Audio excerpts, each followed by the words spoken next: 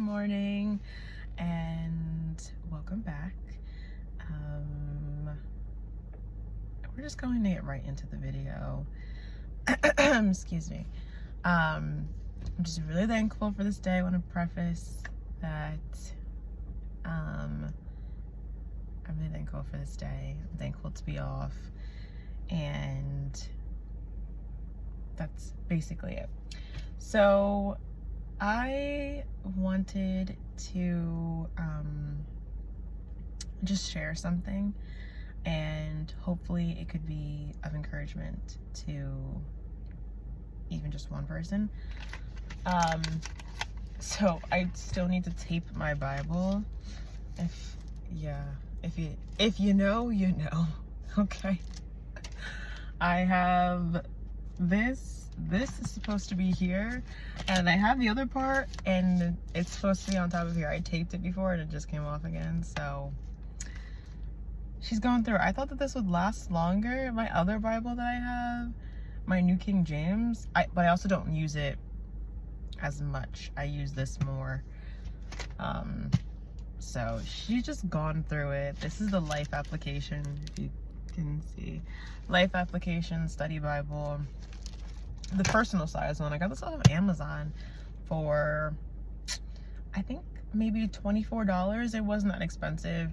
Sometimes they have sales and it's cheaper on Amazon. I got my friend one off of Amazon, and it was so much cheaper than getting it in the store.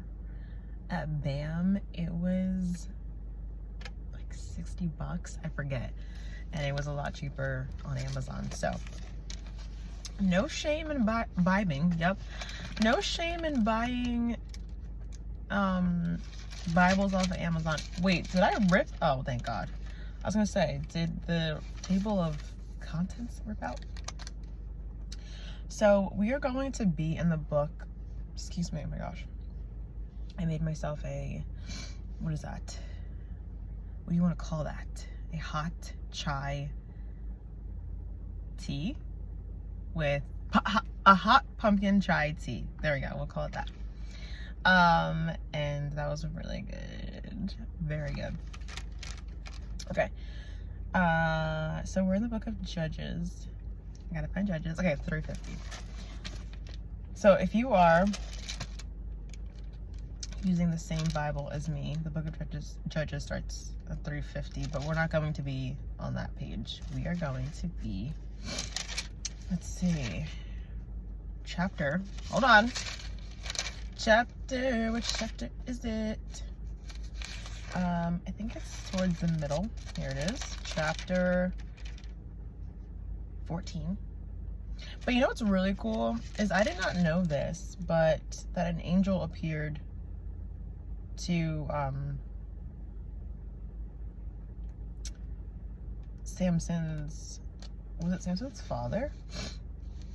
Angel of the Lord appeared to Manoah's, oh no, to Manoah's wife, to his wife. Even though you have been unable to have children, you will soon become pregnant and give birth to a son. So be careful. You must not drink wine or any other alcoholic drink, nor eat any forbidden food. You will become pregnant and give birth to a son, and his hair must never be cut, for he will be dedicated to God as a Nazarite from birth. He will begin to rescue Israel from the Philistines. So, to give some context, I haven't read this. I have not read this book in a little bit, but sorry, I'm like trying to shift my chair to where I'm a little more comfortable. So I haven't read this book in a little bit, but let me swipe that away. Okay, there we go. To give some context, basically the Israelites, they fall into this pattern of sin, and then they call out to God, and they're like, God, save me, and then God sends someone to save them. And then they live in peace for this many years. And then they fall into sin again. And then they're like, God, save me. And then God saves them, sends someone to save them. And then they live in peace for so many years. Then they fall back. So it's like this constant back and forth. And in this specific part, God uses Samson to, help the Israelites break free from the Philistines. But the part that really sticks with me, I mean, there's many parts that stick with me. Hold on, I'm gonna turn, oh, my heat is on, okay. It's a little cold. But the part that really has stuck with me is the part in chapter 14. And I just want to remind myself and remind other people, because I don't know if anybody else feels this way, but I've kind of gotten in this rut of feeling like I am the sacrificial lamb. I'm like, okay, God, I guess somebody has to do it, right? And what I mean by that is, like, I feel as though, I say like a lot, I know. It's something that just happens, and I don't mean to do it. I catch myself doing it all the time, and I don't mean to, but it just happens. So I'm gonna try and not. But I feel as though I feel like I need to tell God, okay, I'll be the sacrificial lamb. Please allow everybody else in my life to be blessed, and I'll be the one that, has to suffer. I'll be the one that, has to do this, or has to do that, or has to stay like this, or has to stay like that, or this needs to be the same, or, whatever. I pray for a blessing over this person, and blessings over that person, and blessing over this person, and da-da-da-da. And, I'll be the sacrificial lamb, I get into that mindset because that's how it feels a lot of time, because I feel like I'm normally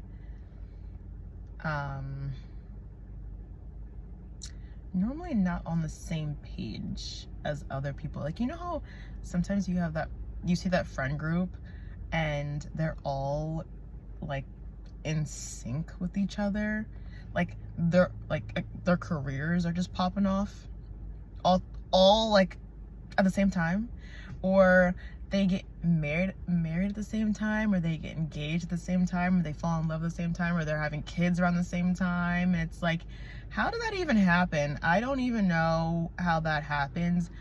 I just don't understand, you know what I mean? Or, they move. They're like, oh my gosh, I'm moving here, and then they're like, oh my gosh, so am I, da-da-da.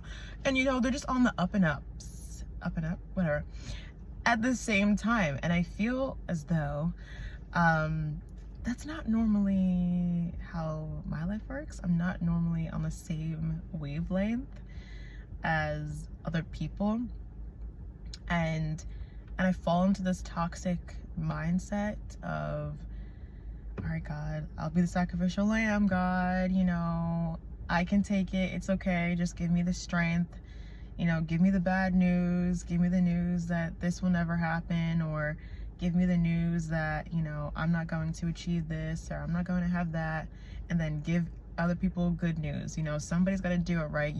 And in my head, I'm like, you can't bless us all, right? You know what I mean? But you know what? There's this girl, her name is HRH. Well, her name was Alex, but her YouTube name is HRH. I know she's very controversial. Okay, she's very. And she is very aggressive in the way that she talks. I found out about her through my friend, and I will listen to her periodically because she is a little bit, she's like my guilty pleasure. She's a little entertaining. A lot of Christians probably would not enjoy her But I don't really take her seriously. I just like, not that I like that she's unhinged, but I accept her for where she's at and who she is. I really do. And sometimes, and I think I can just relate on that level of unhingedness sometimes, especially when I'm PMSing. And when you just start like screaming, or you just start getting so upset over something, and I get it. Like, I get her anger. Like, I feel her anger. And just this like thing, I don't know. Like, in a way I can relate to her. So I think that's why. And I just find her funny too. Like, sometimes the stuff that she says is so out of pocket. It's like, girl, what are you saying? Like, I just can't. Anyways, this video is not about her. I mean, I'm gonna reference her. So she said she was going through the process of IVF, and she was really negative about it. She's like, you know, out of everybody in the world, why would God pick me? She's like, I'm not really expecting, I'm paraphrasing what she said. Obviously, I'm not saying it word for word, but she just expressed like, why would she be the one that's picked to get pregnant, you know, when other people have been waiting for years and years and years and years and years to get pregnant. They've gone through many cycles of IVF. Why would God pick her? Why would God bless her, you know, on the first round of, or was it her first or second round? I forget, but it was like, I think it was like pretty early in the process of IVF, because people can go through years of trying and years of treatments and stuff like that. And then cut to the next video, or maybe a couple videos after she's announcing her pregnancy. And the one thing that really stuck with me, and I don't know if it's, I don't know, but it really stuck with me and it made me think. And I wish I could remember which video it was, because I wish I could replay exactly what she said, but I think she referenced the other videos, and she was saying how, you know, her thought process was, why me? And then she said, she came to the realization or whatever of like, why not me? You know what I mean? Does that make sense? I don't know if that's hitting the way it hit me. And I'm not saying it the way that she said it, okay? I know I'm not, but it made me think, like, why not me? You know what I mean? Does that make sense? I don't know if it's making sense, but it makes sense in my head. I can't explain it any other way, but yeah, you know, why is my thought process, God can't bless me, or I need to be the one that falls down on the sword and just stays there? And I'm like, God, raise everybody else up. Like, and for some reason I'm like, I can handle it, God, it's okay, you know, I can handle it, I know myself. And it's just like, what are you saying? You know what I mean? And so this actually wasn't even what I was going to talk about, but I just think it's really cool that she was unable to have kids. So I want to read, I'm gonna sidetrack, okay? It says, again, so I'm starting at chapter 13. Again, the Israelites did evil in the Lord's sight, so the Lord handed them over to the Philistines, who oppressed them for 40 years. In those days, a man named Manoah from the tribe of Dan lived in the town of Zorah. His wife was unable to become pregnant, and they had no children. And then it goes on to say, then the angel of the Lord appeared to Manoah's wife and said, even though you have been unable to have children, you will soon become pregnant and give birth. There's construction, I think, going on, so you might hear some noises.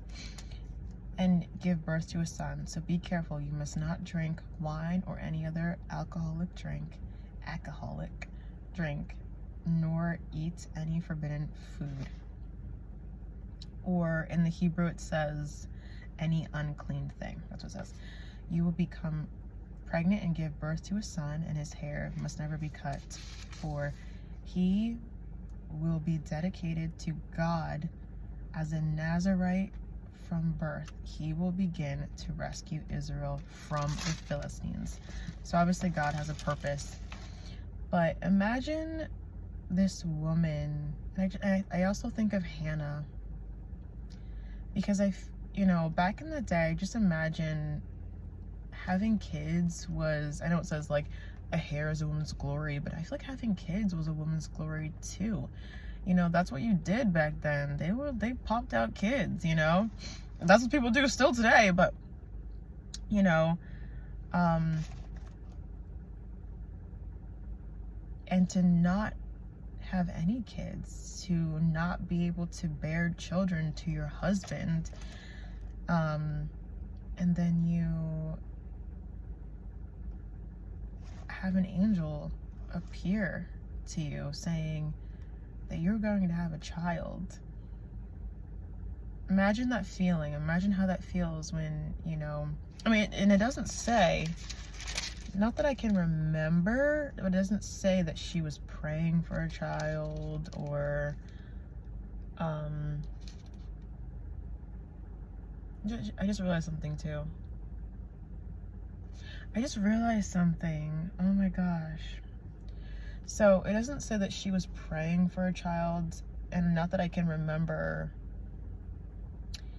them mentioning anything about that. I know that Hannah was praying for a child, but you know what's crazy is that God could have used anybody. God could have used someone with the ability to have kids.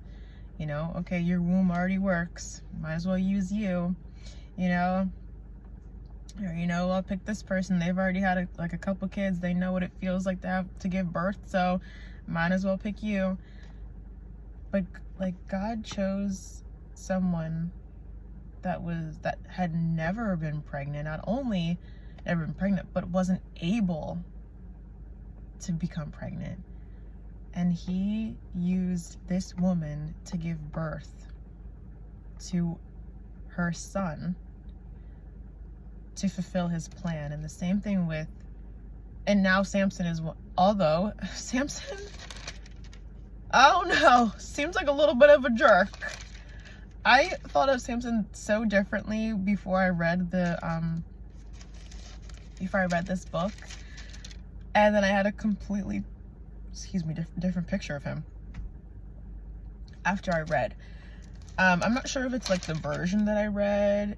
I read NLT because this is just the Bible. I like NLT. I know some people maybe like a little bit longer, but it's easy to understand for me.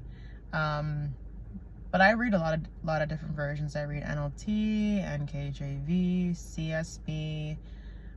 I'll read NIV. I have the Amplified Bible. So I read a lot of different versions. But this is my newest Bible that I have. And this is the one that I mark up. So I read this one. But also in the book of 1 Samuel, Hannah's story. Hannah, God could have used, okay, I don't know how to say her name. I call her Peninnah. Is it Peninnah? I don't know. But Miss P, okay? God could have used Miss P. Wait, was that her name? Hold on. I don't want to look stupid. Because now no, Elkanah. Elkanah was the husband, right? I'm probably butchering the names. God could have used Miss P to have a child. She's already bore many children. She's used to being pregnant. She's used to having kids. God could have used her, but instead God used Hannah, the one that was unable to have children, a barren woman, and used her for ultimate good. So I don't know, that is giving me hope. I mean, I don't know what the future holds for me, and what God has for me. And I don't know what God has for you. And there's, we can't tell the future, but I hope that isn't even my story, but I feel like I could end it right there. I didn't even come on to thank you, Jesus. I didn't even plan to read this. I did not even, but something was let's start in the beginning, dang, I just realized, like, God could have used anyone, but he decided to use these women that could not have kids. Like, and in a human mind, right? Like, wouldn't it make more sense to give that task? I'm sorry, I don't know, pregnancy seems like a lot, and it does seem like a task, okay? Seems like challenging.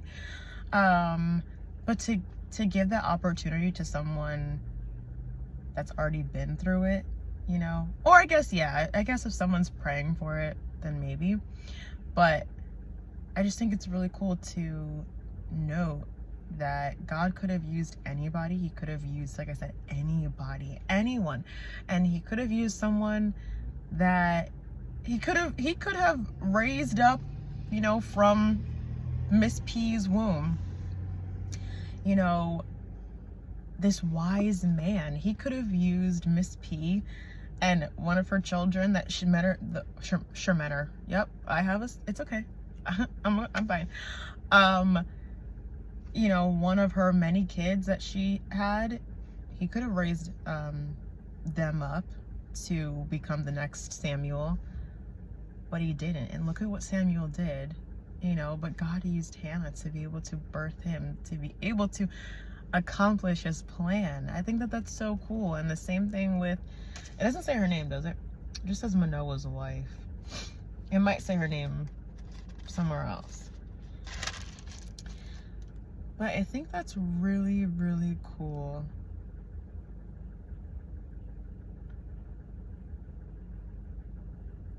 There was another thing that I thought was interesting.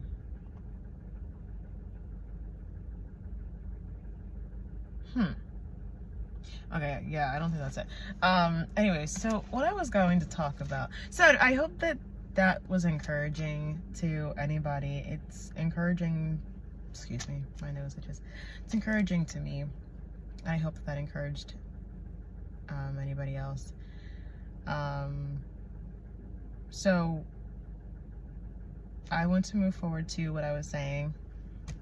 My original plan, which is chapter 14 of Judges. And so go to verse 1, actually. One day when Samson was in Timnah, one of the Philistine women caught his eye. When he returned home, he told his father and mother, "A young Philistine woman in Timnah caught my eye. I want to marry her. Go get her for me." His father and mother objected. "Isn't there even one woman in our tribe or among all the Israelites you can marry?" they asked. Oh my gosh. "Why must you go to the pagan Philistines to find a wife?" But Samson told his father, "Go get her for me. She looks good to me." His father and mother didn't realize the Lord was at work in this, creating an opportunity to work against the Philistines who ruled over Israel at the time. And the thing that points out, ow, I was sitting on my foot and now it hurts. Hold on, I need to, okay. The thing that is pointed out to me is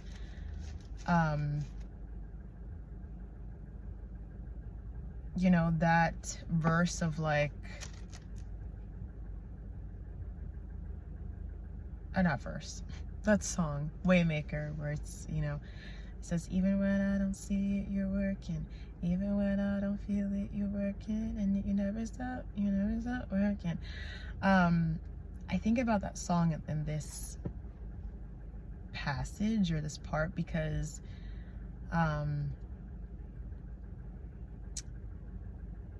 you look at Samson's mom and dad,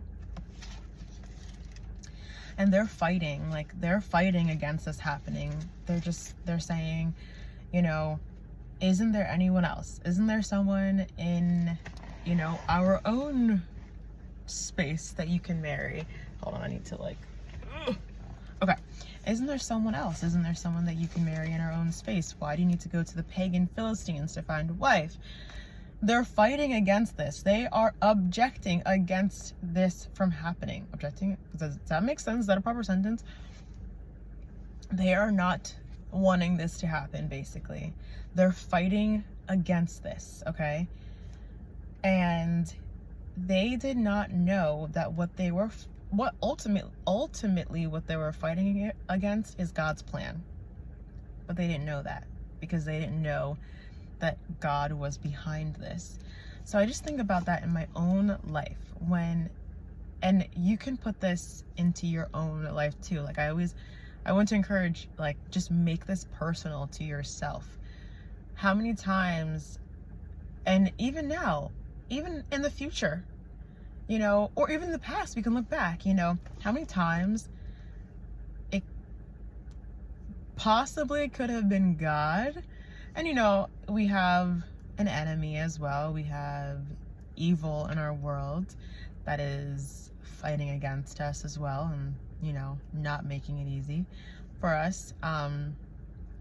But how many times we have fought against God's plan without even knowing it? And even though it's a plan for good, you know, God plans to use Samson to help free the Philistines, to help conquer the Philistines, to free the Israelites overall. That's a good plan. Is that not a good thing? To free so that the why do I want to call them the Philistines? The Israelites, hold on, I need to rewind that back. Isn't that a good plan for the Israelites to become free again? There we go. You know, God is answering the Israelites' prayers, right? But how many times do we fight God's plan in our lives and what is happening in our lives without even knowing that it's actually God's doing, because it doesn't feel like it's God's doing? You know what I mean? And I just think about that, and I try to remind myself of that quite frequently. Whenever I'm going through life, or if I'm going through a situation that is a big question mark, it's like, well, this wasn't part of the plan. This wasn't exactly how I thought things would go. You know, when you feel like that, it's like, it could be God. You know, it could be God. It could be part of God's plan for your life. So, yeah, just because something looks questionable, and listen, some things are questionable. I am not saying that you should just, you know, whatever. If you feel the Spirit's conviction and you feel as though God is telling you no about something, you're like, oh, well, maybe it is God telling me, like, oh no, I mean, maybe it's Him placing me in this position.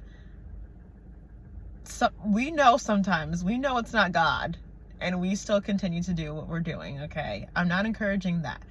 But I'm just saying, if you are in a certain situation, like your life is just set up in a certain way. Right now your life is something, I don't know. And it's not the way that you planned, but you don't know, and you could be fighting against it. You could be at a job that you don't really want to be at. You could be, I don't know, you could just be in a place in your life, in a season in your life that you never pictured. You could be having to help someone out that you never thought you'd be helping out. Whatever, but like, you don't know. It could be God's doing and God's ultimate plan for you to accomplish what He wants to accomplish, either in somebody else's life or in your life, or an ultimate picture. It could be like these stepping stones to lead you to where you are going to go and lead you into a blessing or lead you into something. You know, you don't know. So my only encouragement is to seek the Lord, to wait on the Lord. I know everybody's like, wait on the Lord. Trust me, I know a thing or two about waiting. And so this is coming from a perspective of like, I know. I hate when I'm being talked to like when I'm talking to someone, being talked to, when I'm talking with someone, or no, actually, like if I'm listening to a sermon too as well, and you know, they're speaking about something that they've never really walked through. You know what I mean? It's like, I don't really want to hear it from you. I don't, you know? I don't want to hear from you because you don't know what I'm going through. You don't know what my mindset is. Yeah, you can kind of have a little bit of a perspective on it, but I've been in this situation for, you know, however many years, and you went through it for, and I'm not like invalidating anybody's lives or opinions and feelings. I'm just saying, you know, sometimes it's better to take advice and take lessons and learn lessons from people that have been through it, that have overcome that season, that have literally been in it for a while. They know a thing or two. And especially like when pastors talk about singleness, it's like, shut up. You know, unless you're a pastor that has actually been single for a while. I hate when those pastors that, what's it called? They're like, yeah, I was married. We got married at like 20, and I dated throughout high school a little bit, but singleness is amazing. I'm not saying that singleness is not amazing. I think it's a beautiful thing. It's amazing. But it's like, shut up. You were single for what? For like 2 years of your life? Like, be quiet. Like, obviously, when you're growing up, I'm like, you were married when you were 20. What do you know about being single? And you dated in high school? Like, shut up. I don't want to hear it from you. You know what I mean? I don't want to hear it from you. I want to hear it from the person that has had a whole season of singleness, okay? Or like years and years and years of single. That's who I want to hear it from. I don't want to hear it from somebody's perspective, because you don't understand the gravity of the season. Just like I don't understand the gravity of marriage. I have not been married or married for a long periodically time. Like, I can't speak on that because I mean, I could try and speak on it and assume that I know what you guys are going through. I can't. It's not really that valid because I haven't lived through it. So I'm like, get him off the stage, put somebody else on the stage that is actually, okay, sorry. I know I'm going off on a whole tangent. Okay, I know I am. What was I even talking about? I don't know. Oh, waiting on the Lord. Seek God, wait on the Lord, and look for direction and ask him, you know, Lord, what are you trying to teach me in this situation? And please direct my paths and direct my steps as to where I need to go. Please make it clear. I always ask God, make it clear, Lord. Make it clear to me, God. Because I can be like, oh, maybe it's this. No, I don't want to, I want to be sure. This is God. This is God's direction. I want to understand and fully get it. Okay? So that is my encouragement. I hope that this was encouraging to even just one person, that, you know, it could be God placing you. It could be God placing you in that situation that you never thought you'd be in. You don't even want to be in it, you know. But ask yourself, are you fighting against God's plan for you? And what benefit is it for you if you fight against God's plan? You know what I mean? So, that is just what I really had to say. And I didn't even mean to. I prayed before I started this video and I asked God to just like speak through me. I didn't even mean to go through that and come to that realization about Samson's mom. So yeah, and here's to if anybody else is suffering from this mindset of like, you know, I will suffer for other people's, like, what am I, Jesus? I'm like, oh, I have to suffer so that other people can be happy, so other people can be saved. I'm sorry, why am I, you know, I don't know, does anybody else have that mindset? Because I just feel like I get so used to bad things happening and not quote unquote good things. But the thing about you, thing about that is, like, I have to redefine the term good, because not redefine the term, the word good is already defined, but good in my eyes, what I perceive as good. So just because I'm not getting exactly what I wanted or what I prayed for doesn't mean that I'm not experiencing good. I have a house. I have not gone without a meal. I have a car. I have family, and I have friends, and I have a job. There's always something to be grateful for, and all of those things are good. So just because I have not experienced these certain things, it doesn't mean that there's not good constantly coming into my life. And plus, I have a relationship with God, first and foremost. So redefining what good means to you, or aligning what the term good means to you, you know what I mean? Or means, period. Okay, because I don't believe in like, oh, what, like, I believe in what is that word, oh my gosh, like a definitive good. Does that make sense? I don't know if that's making sense, but I don't believe, like, I just feel like there's good and bad, there's good and evil, you know what I mean? And that's what it is, you know? So anyways, but that was basically it. That's basically it. I hope that anybody was encouraged by this. I hope it kind of made sense and flowed out properly. Really hope so. I hope it, like, was able to click. But yeah, that's just my encouragement, is maybe stop fighting against what God has for you and God's plan. It might not look like the way that you planned it, but it is God's plan, and we see in many times that it is for good, and it's always for good. If God is working, then he's working for the good. That's what I'm trying to say. But I'm thinking about in this story where it is ultimately for the good, even though in his parents' situation it doesn't seem like it's good, right? Because yeah. So anyways,